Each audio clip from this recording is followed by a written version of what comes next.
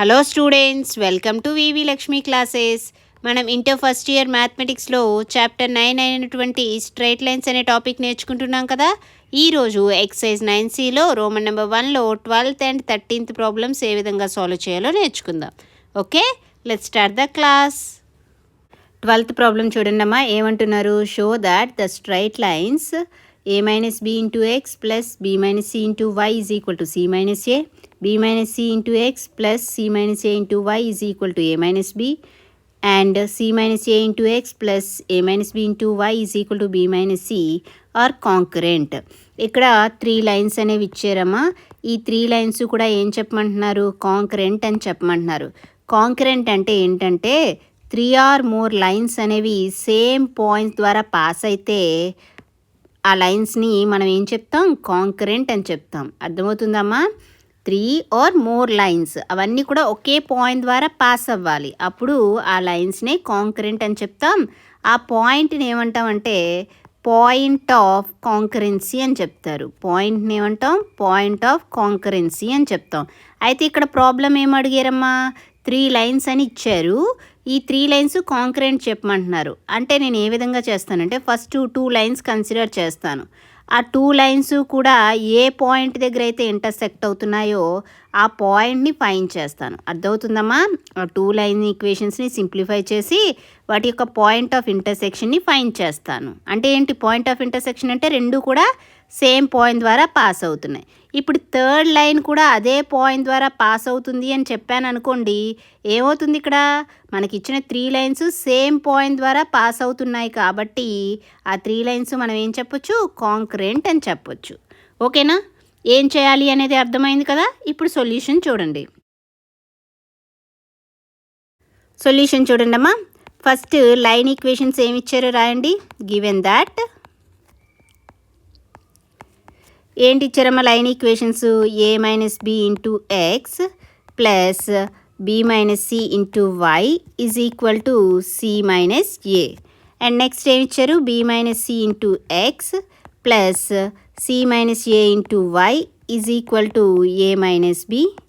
Next ఇంకా C minus A into X plus A minus B into why is equal to B minus C ఇచ్చారమ్మా. ఓకేనా? So ఇక్కడ equation 1, 2, 3 అని తీసుకుందామా. ఓకేనా? సో ఇప్పుడు ఏవైనా 2 ఈక్వేషన్స్ కన్సిడర్ చేసి సింప్లిఫై చేద్దాం. ఈక్వేషన్ 1, ఈక్వేషన్ 2 కన్సిడర్ చేస్తున్నా. సో నేను ఏం చేస్తున్నానంటే వైని ఎలిమినేట్ చేయాలనుకుంటున్నాను కాబట్టి నేను ఏం చేస్తాను? ఈక్వేషన్ 2లో వై యొక్క కోఎఫిషియంట్ ఏముందమ్మా? సి మైనస్ ఏ కదా. సో నేను ఇప్పుడు ఈక్వేషన్ 1ని సి మైనస్ ఏతో మల్టిప్లై చేస్తాను. మల్టిప్లై చేయండి, ఏమొస్తుందో చూడండి. So A minus B into X కదా, సి మైనస్ ఏతో మల్టిప్లై చేస్తే A minus B into C minus A into X అవుతుంది. ప్లస్ ఇక్కడే ఉంది B minus C into Y, C minus ఏతో మల్టిప్లై చేయండి, ఏమవుతుంది? B minus C into C minus A into why is equal to right hand side ఇక్కడే ఉంది C minus A. C minus ఏతో multiply చేస్తే సి మైనస్ ఏ whole square అవుతుంది. ఓకేనా? Equation 1 అయిపోయింది. సో అదేవిధంగా మనకి ఈక్వేషన్ 1లో వై యొక్క కోఎఫిషియంట్ ఏముంది? బి మైనస్ సి ఉంది కదా. ఇప్పుడు ఈక్వేషన్ 2ని బి మైనస్ సితో మల్టిప్లై చేయండి. ఓకేనా? బి మైనస్ సితో మల్టిప్లై చేద్దాం, ఏ వస్తుందో చూడండి. ఈక్వేషన్ 2లో ఏముంది? B minus C into X ఉంది. బి మైనస్ సితో మల్టిప్లై చేస్తే B minus C into B minus C whole square into X plus next ఏం టర్మ్ ఉంది? C minus A into Y ఉంది. బి మైనస్ సితో మల్టిప్లై చేయండి, ఏమవుతుంది? B minus C into C minus A into why is equal to right hand side ఇక్కడ ఏముంది? ఏ minus B. B minus సితో multiply చేయండి, ఏమవుతుంది? ఏ minus B into B minus C అయ్యింది. ఓకేనా? ఇంతవరకు అర్థమైందా? ఇప్పుడు ఏం చేస్తానంటే మనకి ఏవైతే ఇప్పుడు 2 ఈక్వేషన్స్ వచ్చాయి, ఒకటి 4 అనుకోండి, ఇంకొకటి 5 అనుకోండి. ఇప్పుడు ఈక్వేషన్ 4 మైనస్ ఈక్వేషన్ 5 చేయండి. ఈక్వేషన్ 4 మైనస్ ఈక్వేషన్ 5 చేయండి, ఏమవుతుంది? మైనస్ చేస్తే ఇక్కడ ఈ 2 ఈక్వేషన్స్ని మైనస్ చేస్తున్నానమ్మా. సో మైనస్ చేసినప్పుడు సైన్స్ అనేవి చేంజ్ అవుతాయి కదా. సో ప్లస్ మైనస్ అవుతుంది, మైనస్ ప్లస్ అవుతుంది. ఓకేనా? ఇప్పుడు మీరు అబ్జర్వ్ చేయండి, ఇక్కడ మీరు అబ్జర్వ్ చేస్తే ఇక్కడ వై టర్మ్ రెండు సేమ్ ఉన్నాయి. ఇది ప్లస్ ఉంది, ఇక్కడ మైనస్ ఉంది, ఈ రెండు క్యాన్సిల్ అయిపోతాయి.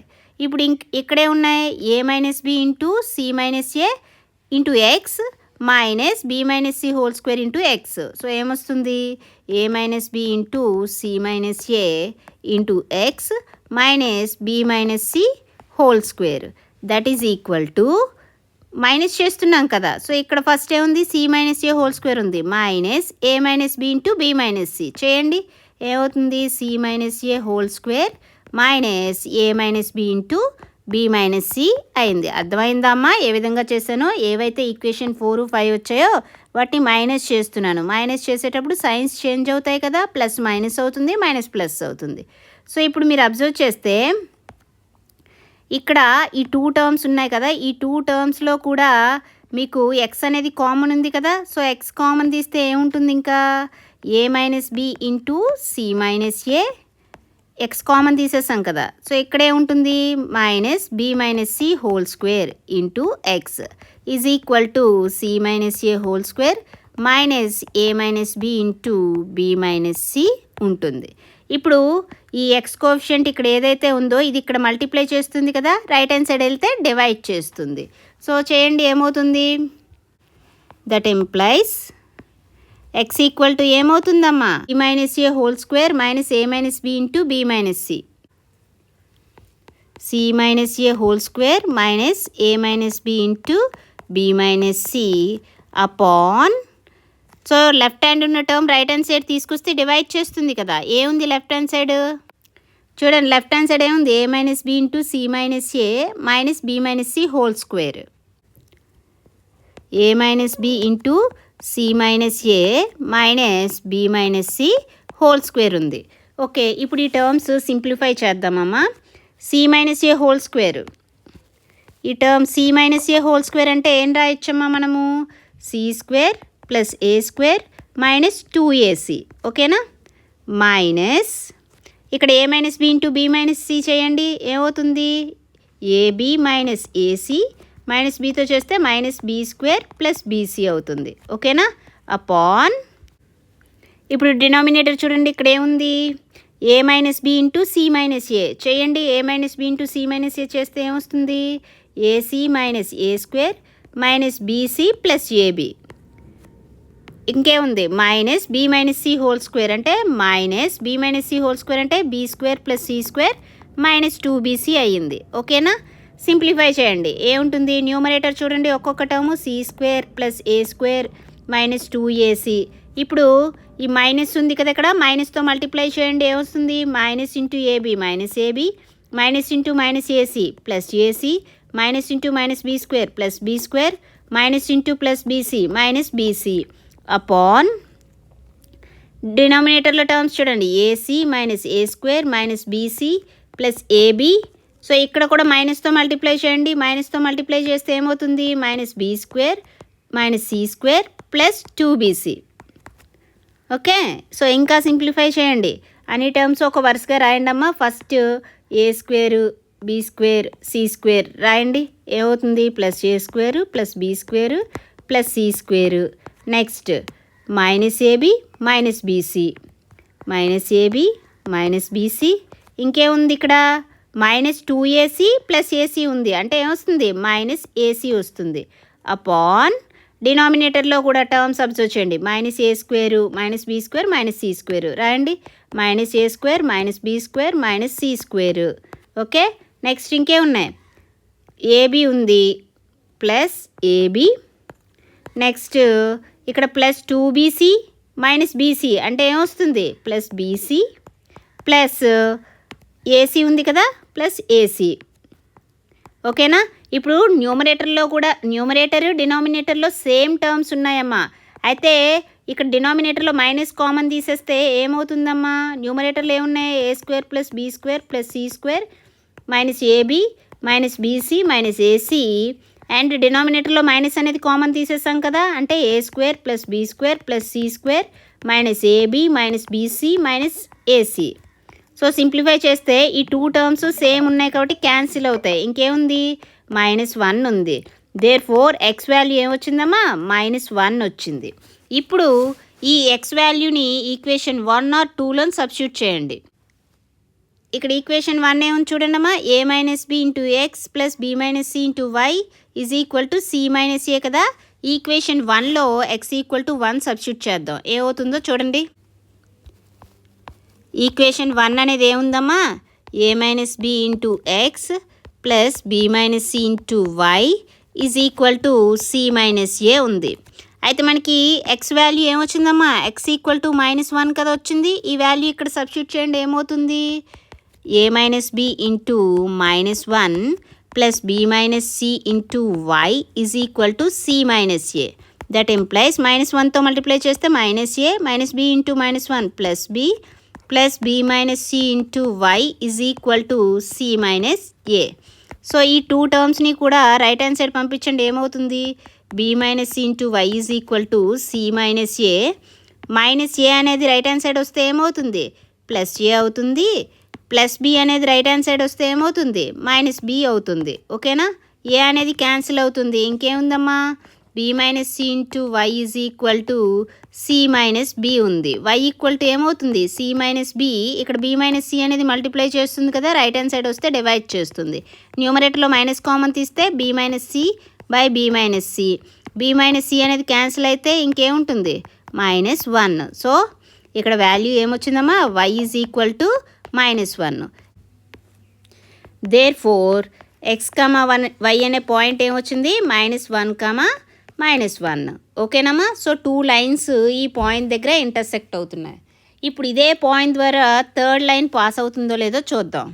ఈక్వేషన్ 3 ఏముందో చూడండమ్మా. ఏముంది equation 3, C minus A into X plus A minus B into why is equal to B minus C.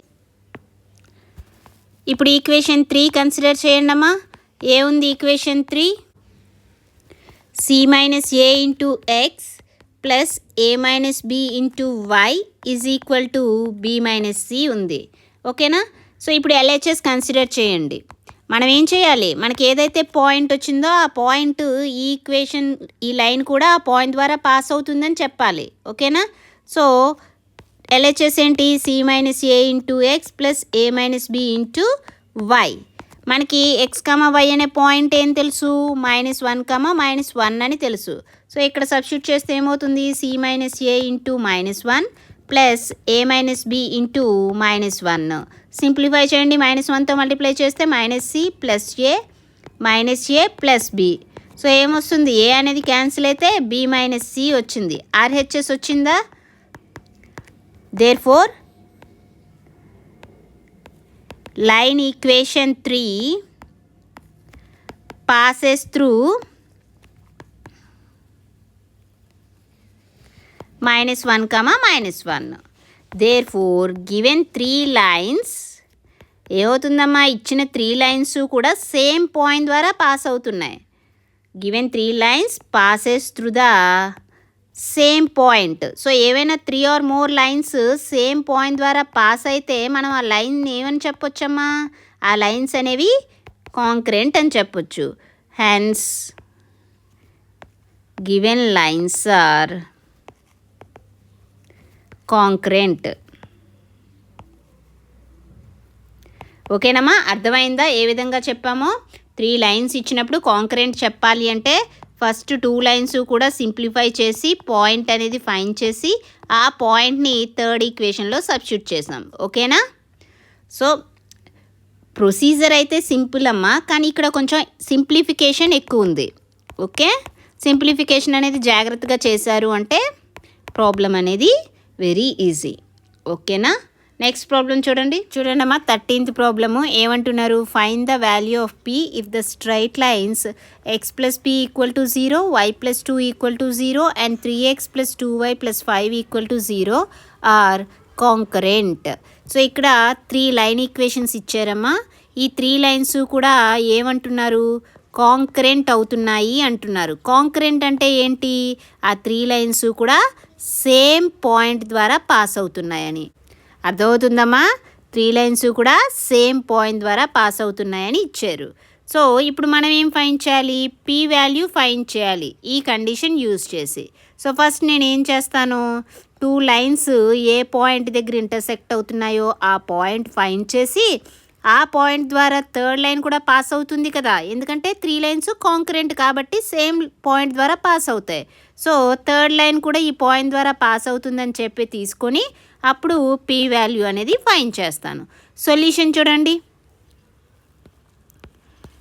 Solution first ఇచ్చిన లైన్ ఈక్వేషన్స్ రాయండి.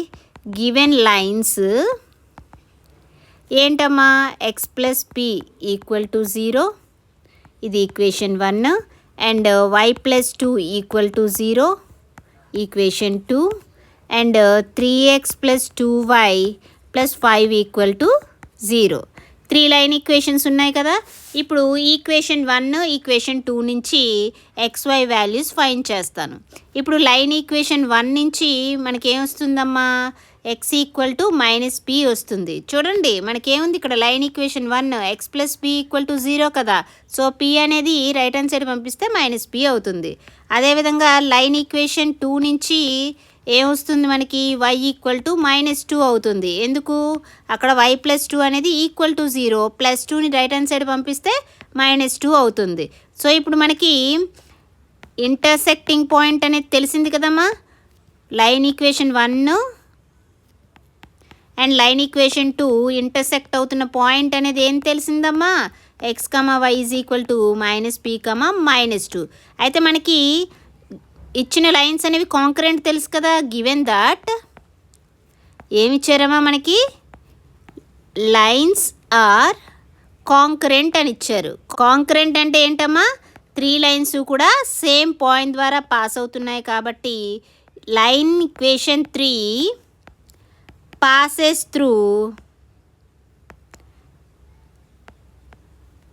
through x, y is equal to -p, -2. అర్థమవుతుందమ్మా. ముందు 2 లైన్స్ని simplify చేస్తే మనకి ఆ 2 lines ఎక్కడ intersect అవుతున్నాయో ఆ point వచ్చింది. కాంకరెంట్ అని ఇచ్చారు కాబట్టి థర్డ్ లైన్ కూడా అదే పాయింట్ ద్వారా పాస్ అవుతుంది కదా. సో ఇప్పుడు ఈక్వేషన్ 3లో ఈ పాయింట్ సబ్స్టిట్యూట్ చేయండి, ఏమవుతుంది, లైన్ ఈక్వేషన్ 3 ఏముంది, లైన్ ఈక్వేషన్ 3 ఏముందమ్మా, 3x plus 2y plus 5 equal to 0 ఉంది. ఇక్కడ మనకి పాయింట్ ఏముంది, x, y -p, -2 సబ్స్టిట్యూట్ చేయండి.